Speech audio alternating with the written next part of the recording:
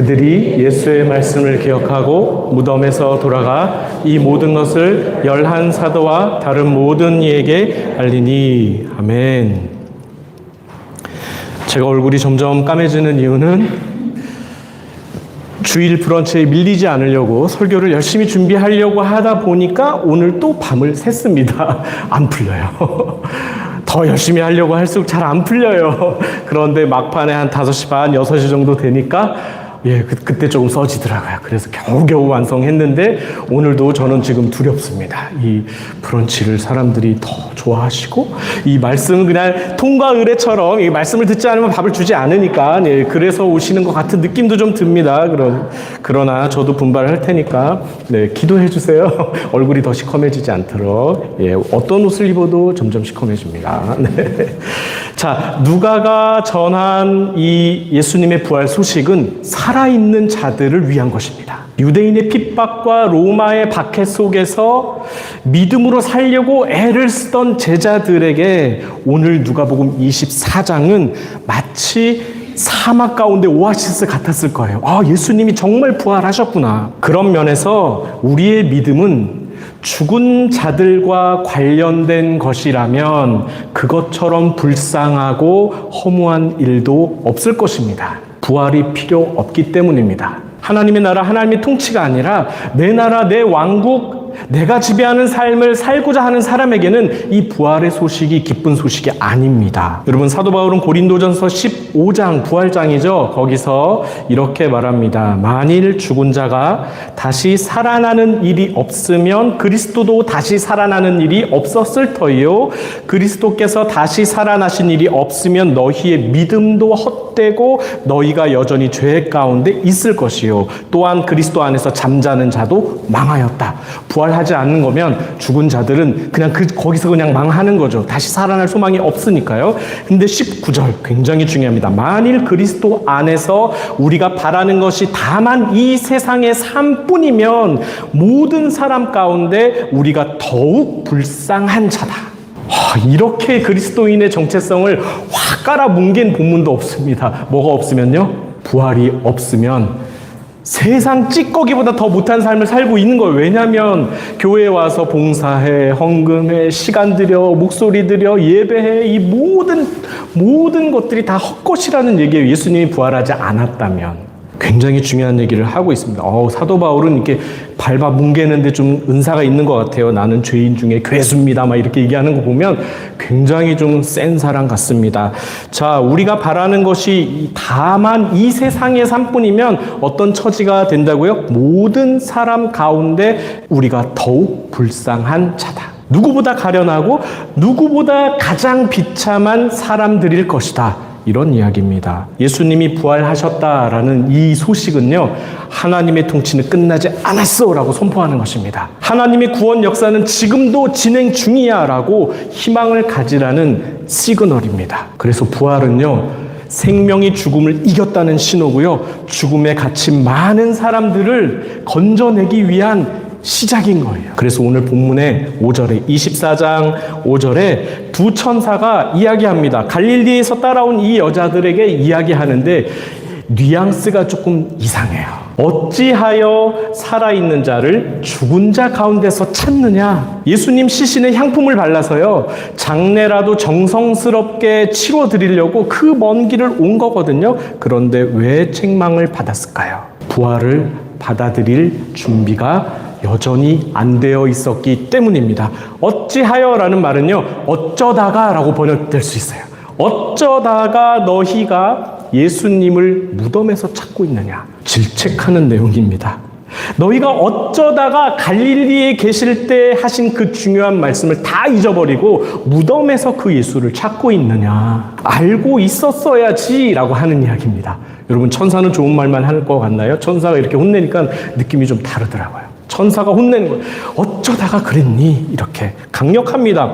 왜냐하면요, 이 부활 사건은 앞으로 고난 속에서 예수님을 믿기로 하는 제자들에게 반드시 살아있으라고 이야기하는 어떤 생명의 기쁜 소식입니다. 그들에게 들려줘야 돼요. 현실 속에서 고분분투하면서 믿음 지키려고 살아가려고 고분분투하고 있는 이 제자들에게 전해져야 하기 때문에 반드시 이 사실을 기억해야만 한다. 천사가 그렇게 이야기한 겁니다. 저는 여러분들께 질문 드리고 싶습니다. 우리의 믿음은 살아계신 그 예수님과 관계 있는 믿음입니까? 아니면 이 여자들이 죽은 자들 가운데서 예수님을 찾았던 것처럼 죽은 자들과 관련된 믿음입니까? 묻고 싶어요. 날마다 살아계신 예수님과 사귀면서 살아가는 그러한 살아있는 믿음인지, 아니면 내가 바라는 것들이 다만 이 세상뿐입니까? 라고 할 때 그것처럼 응답하시는 거예요. 네, 천사는 6절에서 계속 이렇게 얘기합니다. 여기 계시지 않고 무덤에 계시지 않고 살아나셨느니라. 여러분, 기독교는 상징을 만들지 않습니다. 십자가가 있어도요, 저 십자가에 예수님이 달려있지 않습니다. 살아나셨기 때문입니다. 성령으로 우리 안에 거주하며 살아간다라고 이야기하셨기 때문입니다.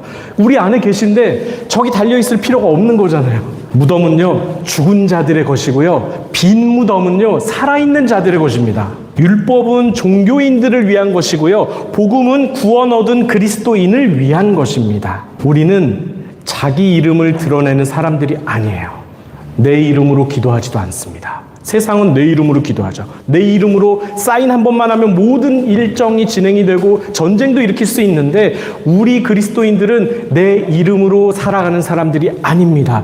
살아계신 예수님의 이름만 하나님이 받으시기 때문에 내 이름이 아니라 누구 이름이요? 예수 그리스도의 이름으로 살아가는 것이죠. 그 이름만 의지하며 아버지 하나님께 나아갈 수 있습니다. 저는 커피 전문가가 아니에요. 자격증 하나 달랑 있는데 그렇다고 잘 내리는 것도 아니에요. 맛있게 드셔주셔서 저는 늘 황송할 따름인데 원두가 한몫합니다. 제가 처음 커피를 배울 때는 모든 커피가 다 달짝지근한 건 줄 알았어요. 스틱 커피로 시작을 했거든요. 자판기 커피, 스틱 커피 얼마나 맛있어요.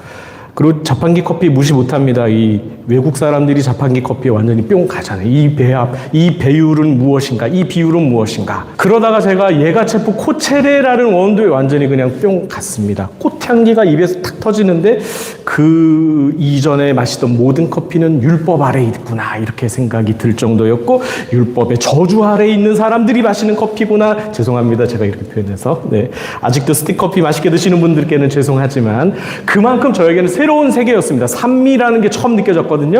그때부터 제게 커피는 산미입니다. 한 번은 청년부 바자회 한다고 제가 교육자실 다 쓰고 있는 교육자실에 더치커피를 막 내린다고요. 뭐 이만한 다라이에다가 더치커피를 내려가지고 500ml 병에 200개를 넣어서 팔았어요, 교인들한테. 그래서 교육자실이 막 이 꽃향기로 항상 진동을 했습니다. 그러다가 제가 이제 자격증을 땁니다. 분초를 다투어서 막 시험을 보죠. 그램수, 미리, 그 다음에 15초, 20초, 90도, 88도 매뉴얼과 레시피가 저에게 굉장히 매력적이었어요. 그거대로 하니까 진짜 그런 맛이 나오는 거잖아요. 그때부터 제게 커피는 무엇이었을까요? 산미에서 계량으로 넘어갑니다. 계량. 커피는 계량이다. 무조건 지금도 저울 쓰고 있는데 예전에는 온도까지 다 쟀습니다. 온도 별로 잴 필요 없지만, 드립커피도 그렇고요. 그래서 제가 작년 11월부터 저기서 커피를 내리면서 매주 20인분의 커피를 준비하니까 관점이 이제 또 바뀌었어요. 자꾸 하면 할수록 뭔가 이 변화가 생기고 발전이 되거든요. 그때부터 작년 11월 달부터 저에게 커피는 온도입니다. 온도 맛이 가장 잘 어울리는 맛이 나게 하려면 온도가 중요하다는 걸 알게 된 거예요. 보관법도 달라요. 여름철, 겨울철 보관법이 다르고, 내릴 때 맛이 다르고, 내린 다음에 식을 때 맛이 다르고, 아이스가 또 다릅니다. 그래서 정말 중요한 거예요. 애를 많이 쓰는 건요, 뭐냐면 이 원두가 산패되는 걸 막는 거예요. 원두가 공기 중에 있고 공기가 따뜻하잖아요. 더워지잖아요. 그러면 그 안에 있는 이 가스가 빨리 분출을 해버려서 맛이 다 떨어집니다. 최대한 이 산패를 늦추게 하는 법, 바로 로스팅한 것을 지금은 냉장고에 넣고 있어요. 그래서 결국 이거예요. 원두의 원래 향과 맛이 지속적으로 살아있으려면 어떻게 해야 될까? 저는 신앙도 그렇다고 생각을 해봤습니다. 나의 믿음의 신선함을 계속 유지하려면 어떻게 해야 될까? 이 믿음의 향과 맛이 있거든요. 각 사람의 믿음에는 그 나름의 독특한 맛이 있어요. 원두처럼 진짜 다 가지각색인데 너무 아름다워요. 향기롭고요. 내 믿음의 향을 오래 가져가려면 어떻게 해야 될까요? 저는 오늘 본문에서 힌트를 얻었습니다. 기억하는 것입니다. 누가 하나님의 말씀을 자주 기억하고 묵상하는가에 달려 있다. 그것이 우리 안에 있는 믿음을 계속 신선하게 유지할 수 있는 방법이다. 이렇게 생각이 들었어요. 여러분 오늘 본문 보시면 24장 전체 분위기가 그렇습니다. 갈릴리에서 온 이 여자들이 어쩌다가 그 중요한 예수님 말씀을 다 잊어버리고 무덤으로 예수님을 찾아온 것일까? 예수님의 11 제자들은 어땠을까요? 말할 것도 없습니다. 도망갔어요. 사라졌어요. 없어요. 예수님의 그 무덤에도 없고 십자가에도 없었고 얼씬도 안 했습니다. 결국에는 예수님의 가장 중요한 가르침, 십자가 죽음과 부활의 말씀을 기억했던 제자들은 단 한 사람도 없었습니다. 그래서 오늘 본문을 자세히 보면요, 부활의 기쁜 소식만 있는 것이 아니라 제자들 모두가 믿음에 있어서 참패한 내용입니다. 원두의 맛을 다 산패됐어요. 그냥 다 눅눅한 냄새가 막 나기 시작하는 거예요. 제가 이런 걸 잘 합니다. 구약 역사를 한마디로 여러분들께 정리해 드릴게요. 기억하지 못해서 망한 역사가 구약의 역사입니다. 하나님의 말씀을 기억하는 데 있어서 패했기 때문에 그들이 세운 나라가 아무리 강력했을지라도 역사 속에 사라져 버린 것입니다. 수많은 선지자들이 외쳤습니다. 하나님께 돌아오라. 말씀을 기억하라. 신약의 역사도 제가 한마디로 정리해 드리겠습니다. 기억을 되찾아서 부흥한 역사입니다. 예수님의 부활이 사실이 되고 우리 중에 이루어진 사실에 대하여 사건이 되어서 교회의 시작이 된 것은 제자들이 예수님의 말씀을 기억하기 시작했기 때문입니다. 오늘 본문이 말씀하시죠. 6절에 너희에게 어떻게 말씀하셨는지를 기억하라. 9절 그들이 예수님의 말씀을 기억하고 그 다음에 어떻게 했죠? 무덤에서 돌아가 이 모든 것을 11 사도와 다른 모든 이에게 알렸다. 또 있습니다. 승천 직전에 예수님이 제자들에게 하신 이야기도 무엇이냐면 그냥 기억하라입니다. 사도행전 1장 4절에 보면 사도와 함께 모이사 그들에게 분부하여 이르시되 예루살렘을 떠나지 말고 내게서 들은 바 아버지께서 땡땡 하신 것을 기다리라. 땡땡은 뭘까요? 약속하신 것을 기다려라. 언제 약속하셨죠? 성령을 주겠다고 언제 약속하셨죠? 구약 때부터 계속 예고하셨어요. 요엘서 2장 28절 29절입니다. 그 후에 내가 내 영을 만민에게 부어주리니 너희 자녀들이 장래일을 말할 것이며 너희 늙은이는 꿈을 꿀 것이며 너희 젊은이는 이상을 볼 것이며 그때 내가 또 내 영을 남종과 여종에게 부어줄 것이다. 에스겔 36장 26절에서 27절 말씀입니다. 또 새 영을 너희 속에 두고 새 마음을 너희에게 주되 너희 육신에서 굳은 마음을 제거하고 부드러운 마음을 줄 것이며, 그러니까 새 영이 임하면 성령이 우리 가운데 계시면 마음이 어떻게 된다고요? 굳었던 마음이 부드러워진다라는 것이죠. 27절 또 내 영을 너희 속에 두어 너희로 내 율례를 행하게 하리니 너희가 내 규례를 지켜 행할지라. 하나님의 영이 오시기 전까지는 우리 스스로의 힘으로 하나님의 말씀을 지킬 수 있었다? 없었다? 불가능했다라고 이야기합니다. 그러면 이제 성령을 주시면 그 성령으로 말미암아 하나님의 말씀을 실천할 수 있게 된다 이 뜻입니다. 이제 그 성령을 받을 때가 되었기 때문이 아버지의 약속을 기억하는 자들이 기도하기 시작합니다.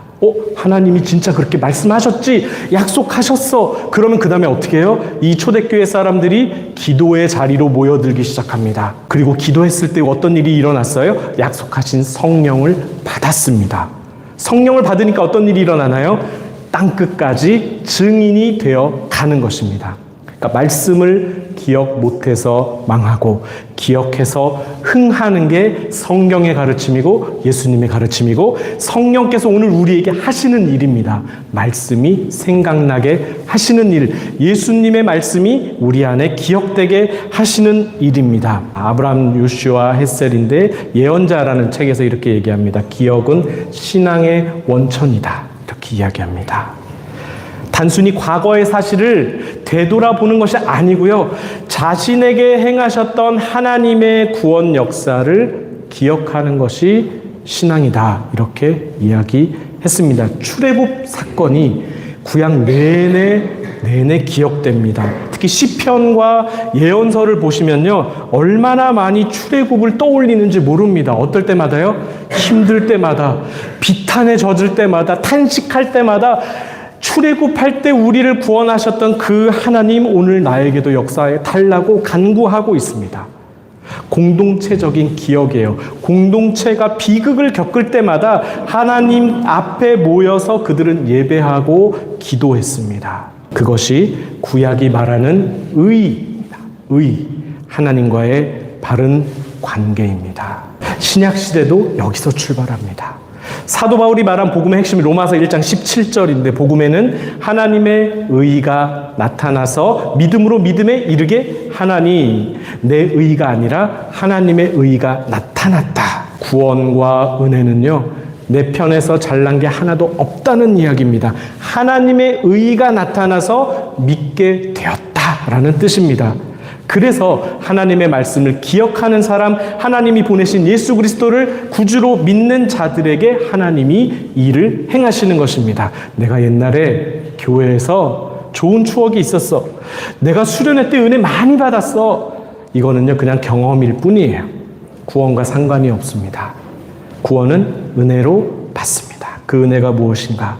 하나님이 약속하신 예수 그리스도를 믿는 것입니다. 우리의 신앙의 근거는요, 우리 안에서 나오지 않고 하나님이 주신 예수 그리스도 말씀에서 근거한 신앙입니다. 성경이 그렇게 증거하고 있습니다. 복음에는 하나님의 의가 나타나서 믿음으로 믿음에 이르게 하나니, 그 다음에 계속 이어집니다. 기록된 바 오직 의인은 믿음으로 말미암아 살리라 함과 같으니라. 기록된 바 어디에 기록되었죠? 대표적으로 오늘 우리가 아까 불렀던 그 찬양 내용입니다. 이사야 41장 10절이에요. 주중에 어떤 분이 이 곡의 은혜를 받으셔가지고 저에게 요청을 하셨어요. 그래서 함께 불러봤는데, 두려워하지 말라, 내가 너와 함께 함이라. 놀라지 말라, 나는 너의 하나님이 됨이라. 내가 너를 굳세게 하리라. 참으로 너를 도와주리라. 참으로 나의 의로운 오른손으로 너를 붙들리라. 내가 널 구원하고 내가 널 붙들었으니 너는 내 것이다. 구원받았다. 끝! 제가 좋아하는 거, 제가 잘하는 거, 끝! 이걸로 그냥 끝났습니다. 철저하게 구원은 하나님 편에서 시작한 것이고 하나님이 행하신 불가항력적인 은혜입니다. 그래서 기록된 바 의인은 어떻게 살아가야 하나요? 믿음으로 말미암아 살아가는 것밖에 없습니다. 여러분, 내 속에는 구원을 이룰 만한 어떤 희망적인 것도 없습니다. 절망만 가득하죠. 그래서 내 힘과 능력으로 머리털 하나도 희게 할 수 없는 것, 문제를 해결할 수 없다는 것, 구원과 관련한 어떤 일에서도 나는 부적격자일 뿐입니다. 그것을 알기 위해 성경을 읽는 거예요. 내 힘으로 안 되는구나. 그것을 알기 위해 우리가 성령을 구하는 거예요. 성경을 읽으면 그 이야기만 가득합니다. 온통 하나님이 행하신 일들로 가득한 겁니다. 그걸 보라는 이야기입니다. 우리의 신앙이 회복되고 심지어 주님과의 첫사랑을 되찾는 일도 그 주님과의 추억을 기억하는 것입니다. 사탄이 하는 일은 나의 기억을 빼앗아가는 일을 합니다. 내 것만 보게 합니다. 내가 손해본 것만, 내가 억울한 것만, 내가 상처받은 것만 보게 해서 어떻게든 믿음을 떨어뜨립니다. 출애굽한 이스라엘 백성처럼 애굽을 탈출한 그 기막힌 기적들은 다 잊어버리고 이 사막에다가 왜 우리를 두었냐고, 왜 물이 없냐고, 왜 아말렉이 우리를 공격하냐고 얼마나 원망을 했는지 모릅니다. 그럴 때마다 모세가 우리를 바로에서 이끌어내신 하나님을 기억하자라고 항상 이야기했죠. 그 하나님이 지금 우리와 함께 하시는데 걱정할 것이 무엇이냐. 목숨을 걸고 그 기적을 상기시킵니다. 그만큼 중요하죠. 기억은 우리 신앙을 회복할 뿐만 아니라 원만하게 지켜내는 작업을 해줍니다. 기억은요. 뿐만 아니라 오늘 본문 보세요. 복음을 전하는 원동력이 됩니다. 여러분, 복음을 전하고 우리의 그리스도인으로서 삶을 살아갈 때 전할 말이 있어야죠. 내가 주님과 만났던 그 경험을 이야기하는 겁니다. 그 만남이 성경 어디에 있는데 그 말씀 때문에 나는 구원받았다라고 이 여자들이 사도들과 다른 모든 이들에게 알린 그 내용이 무엇일까요? 여러분, 무덤이 비었어요. 이 사실만 얘기했을까요? 아닙니다. 예수님은 살아나셨어요. 라고 증거한 겁니다. 예수님이 갈릴리에 계실 때 하셨던 그 말씀이 맞더라고요. 예수님은 진짜 부활하셨더라고요. 복음은 단순합니다. 내가 만난 예수님을 전하면 되는 것입니다. 교회가 할 일입니다. 말씀이 생각나게 하는 것. 부활하신 예수님을 만날 수 있도록 도와드리는 일, 그걸 전하는 삶으로 도전하는 일, 우리의 믿음이 살아있다면 살아있다는 증거가 삶으로 나타날 것이고요. 우리의 믿음이 여전히 죽은 자들과만 관련이 있다면요, 죽어있다는 증거가 우리에게서 나타납니다. 어떻게 하시겠습니까? 부활을 붙잡으시겠습니까? 아니면 아직도 무덤에 갇혀서 그 살아계신 주님을, 안 계신 주님을 찾아 헤매시겠습니까? 여러분들에게 도전합니다. 선택은 각자의 몫입니다. 우리 함께 기도하겠습니다.